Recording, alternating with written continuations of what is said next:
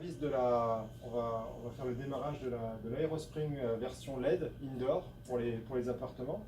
Donc là, on est en intérieur, dans les bureaux. On a un petit côté vitré, hein, mais il n'y a pas beaucoup de lumière. Donc là, l'installation est idéale pour nos bureaux.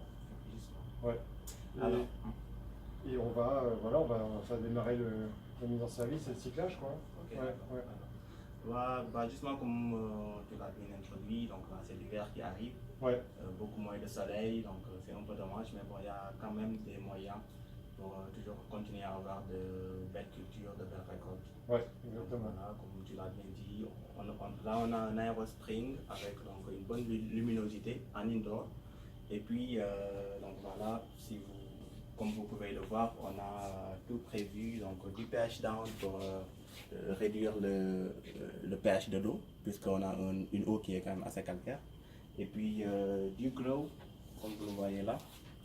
Donc, voilà, pour le démarrage. Voilà. Pour le démarrage, c'est principalement de l'azote. Et c'est bien pour avoir un beau feuillage. Pour les feuilles, Pour les feuilles. Et puis là, on a du BEM, qui est surtout à base de Hausianum. Voilà.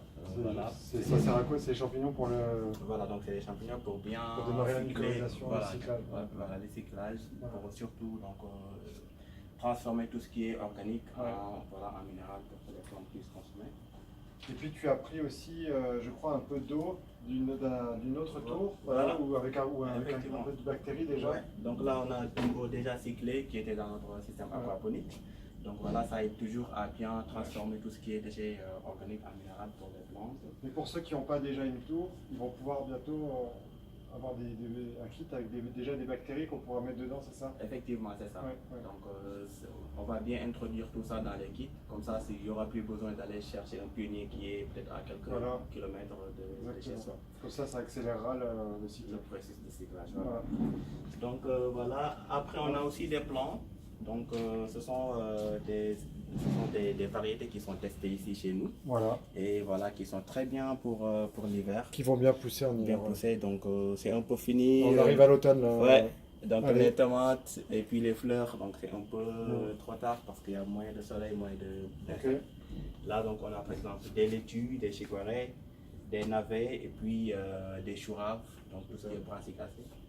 Malheureusement, donc je disais que malheureusement on a encore des choux pointus, des choux romanesco, mais c'est un peu trop gros pour l'Aerospring, ce sera pour l'aquaponie. Et moi j'ai fait le réglage du coup de la luminosité, on va avoir entre 16 et 18 heures d'éclairage par jour, et on va laisser voilà, entre 4 et 6 heures de nuit pour le repos de la plante. Effectivement. Ça c'est bien parce que les plantes ce sont des êtres vivants avant tout. Donc ils font la photosynthèse, donc qui est le processus de production d'énergie chimique à partir de la lumière, à partir de l'eau, la photosynthèse.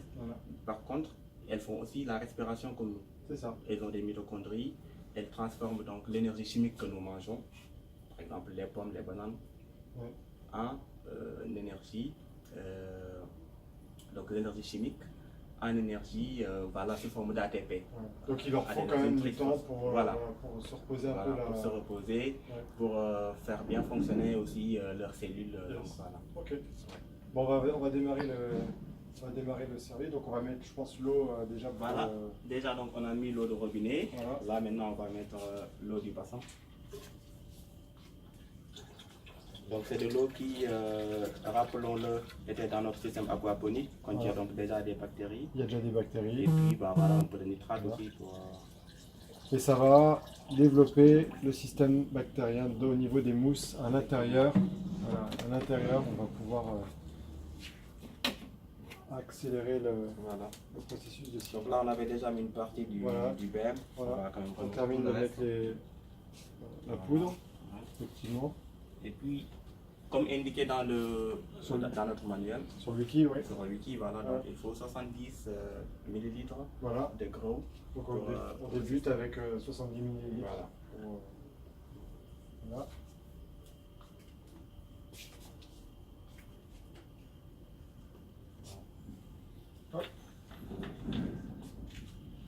Voilà, parfait pour le démarrage. On lisse, on met dedans. Parfait. Donc là, je vais On fait une petite mesure de Une pH. petite mesure de pH.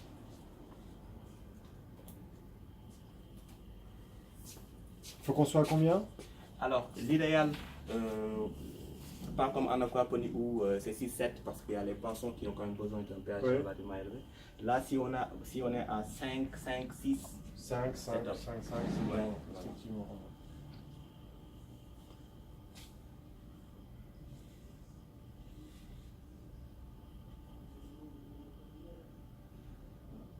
donc là on est à 7.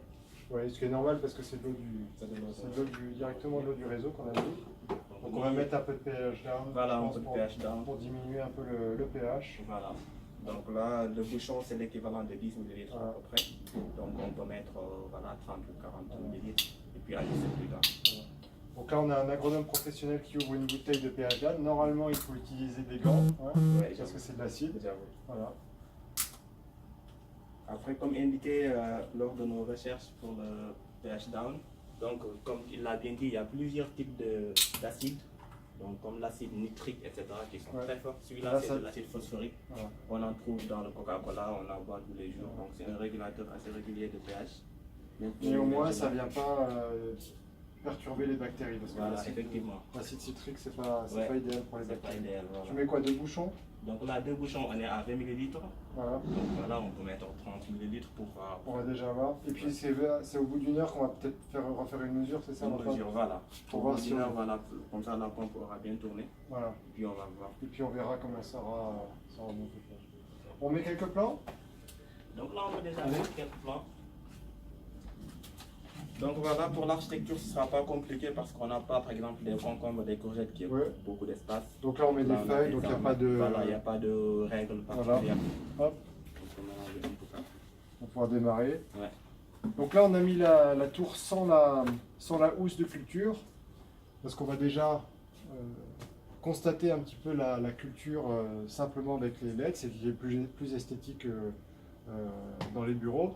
Et après, effectivement, si quelqu'un souhaite avoir une croissance optimale et rapide des cultures, bah, dans ce cas-là, on peut mettre la housse tout autour de l'aérospring, ça accélérera la croissance des végétaux. Parce que la housse est blanche à l'intérieur, donc ça reflète bien la lumière. Et donc la plante est encore plus exposée à la lumière. Et puis un autre avantage, donc, c'est que voilà, ça va aussi augmenter un peu la température. Et ça augmente aussi la température, exactement. La température, c'est un catalyseur de réaction biologique. Donc ça va accélérer la croissance complètement.